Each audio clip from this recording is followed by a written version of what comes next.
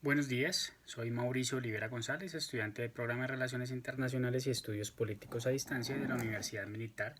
Nueva Granada. El presente video es un trabajo de orden académico y pedagógico y al cual no compromete en ninguna forma la institución donde labora. El presente video tiene un enfoque netamente académico y el cual busca analizar el Estado colombiano a partir de los elementos de Weber y Kelsen. Menciona como parte del Estado de Derecho y manifiesta cómo el Estado colombiano actualmente los aplica, si siguen o no las pautas establecidas por estos dos autores, o si por el contrario se les ha dado una reconfiguración de la posición de estos elementos. Inicialmente, para entender la influencia de Kelsen y Weber en el Estado colombiano, se debe tener claros los dos elementos relevantes para la teoría de los estados. En cuanto a Weber, quien destaca el concepto de burocracia, y Kelsen, quien destaca el de la realidad normativa. Weber parte del principio que la democracia es necesaria para la organización del Estado y equipara como la de un ejército, siendo éste limitado y organizado de acuerdo a las capacidades de los funcionarios públicos. Por su parte, Kelsen considera que la realidad normativa se basa en la empresa, necesidad de organizar esto jurídicamente, en donde se requiere la coacción de la conducta humana. Sin embargo, para lograr identificar la influencia de los teóricos en el Estado colombiano es importante referirnos un poco a la historia del mismo. Y por tal efecto, de acuerdo a Gerardo Molina en el año 2004 en su obra Formación del Estado de Colombia y a otros textos políticos de la Universidad Externado de Colombia, considera que el origen del Estado colombiano se encuentra en las primeras colonizaciones por los invasores españoles a llegar a nuestro continente. En efecto, a partir de esos pequeños estados se configuran los elementos esenciales de nuestro actual Estado republicano. Fueron estos pseudoestados los cuales hicieron el proceso de ocupación y población del territorio, la construcción de las primeras vías de comunicación, los procesos de mestizaje de grupos de diferentes familias étnicas aborígenes. Asimismo, crearon y desarrollaron las primeras relaciones sociales de producción y las primeras formas de gobierno político con estructura social, económica, cultural y política, a partir de la cual iniciaban a formarse los tres elementos básicos de nuestra organización estatal: el Estado, el territorio, la población y el poder público. En nuestro caso consideramos que la evolución del Estado colombiano comprende dos grandes periodos históricos: el periodo monárquico o formativo, dentro del cual se formaron los primeros elementos constitutivos y estructurales de nuestro Estado, como el territorio, la población y el poder público. Asimismo encontramos el periodo republicano, donde, como su nombre lo indica, se constituyó formalmente mediante la expedición de una constitución política, nuestra actual del Estado republicano, dando origen al cuarto elemento, que es la soberanía.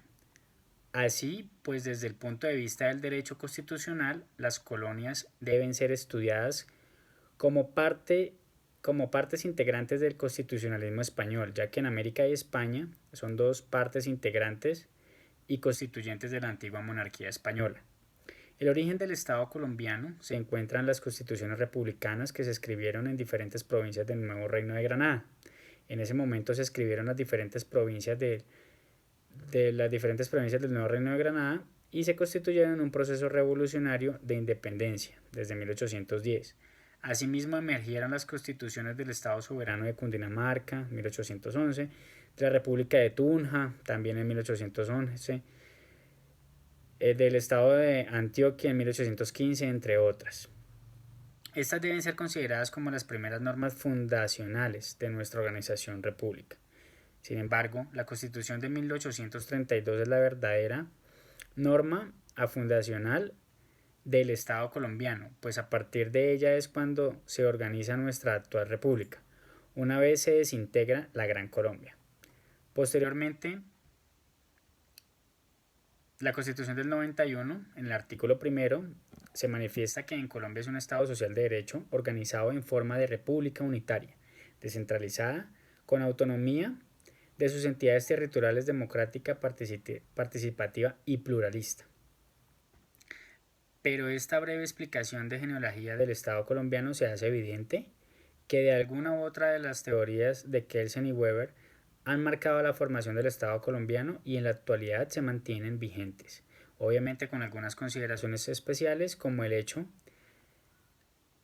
de que la teoría en muchos casos no llega a la práctica. No es tanto, la tesis weberiana habla sobre la burocracia, en esencia se mantiene, ya que una organización estatal se soporten en la estructura de organización fundamental, en donde los miembros del gobierno se les ofrece garantías legales como sueldo y la situación prestacional, buscando con esto mitigar la competencia leal al interior y desde luego la corrupción que se realiza en los procesos de selección de acuerdo a la expertise y preparación profesional técnica, asimismo en algunos de los miembros de las instituciones públicas. Pueden hacer carrera y concursar para la obtención de los ascensos en las entidades del gobierno. Estas son sometidas a control público a través de organismos especializados para esa función. Sin embargo, esta condición ha tenido algunas apariciones, en especial la de la burocratización asalariada, ya que en las distintas políticas actuales las tendencias es la reducción de la responsabilidad del Estado, en donde la organización institucional reduce el tamaño de sus funciones y la modalidad de reclutamiento público. Y para tal efecto se acude a la figura de adquisición de servicios y a través del conocimiento de la orden de prestación de servicios. Entrando un poco en la contradicción con esta teoría, toda vez esto ha incrementado la corrupción, en especial al momento de la adquisición de contratos a personal, ya que los mismos se han convertido en un botín político para la retribución de favores o han facilitado la ubicación de personas que se convierten en canales para la desviación de fondos económicos con respecto a la realidad normativa de Kelsen, como lo hemos referenciado en la fundación del Estado colombiano, ha estado obligada a algún tipo de acondicionamiento jurídico y normativo. No obstante, este acondicionamiento genera una violencia con pisos políticos en donde se ha generado uno de los descontentos, convirtiéndose evidentemente la incapacidad del Estado colombiano para resolver, tal vez por esa misma organización normativa no han satisfecho las demandas de la población. Por otra parte,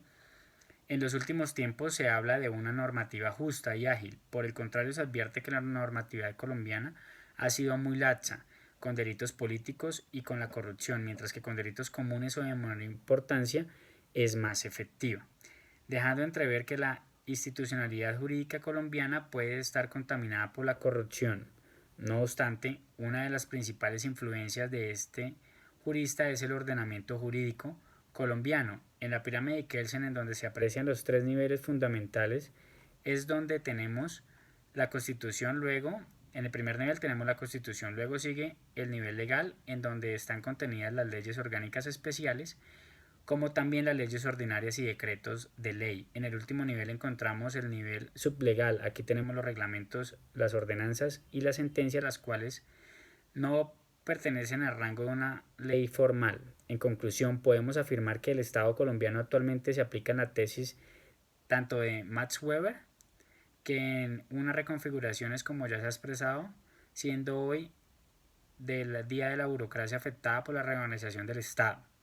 en donde la reducción del mismo a través de los contratos de personal bloquea la posibilidad del ejercicio de una carrera profesional y los cambios de gobierno asimismo propician una rotación no solamente en el personal sino también en las políticas de gobierno, las cuales están sujetas a los mismos periodos presidenciales, los cuales, con respecto a la tesis de Kelsen, cabe advertir que si bien es cierto, se adquiere en un orden y una normatividad jurídica, hoy en día no es tan impositiva por parte del Estado, sino que en distintas oportunidades han tenido que ser expuestas a consultas populares en algunas de estas instancias sugeridas, como lo fue la consulta anticorrupción, la cual perdió en las urnas frente a la decisión de Colombia. Muchas gracias, buena noche.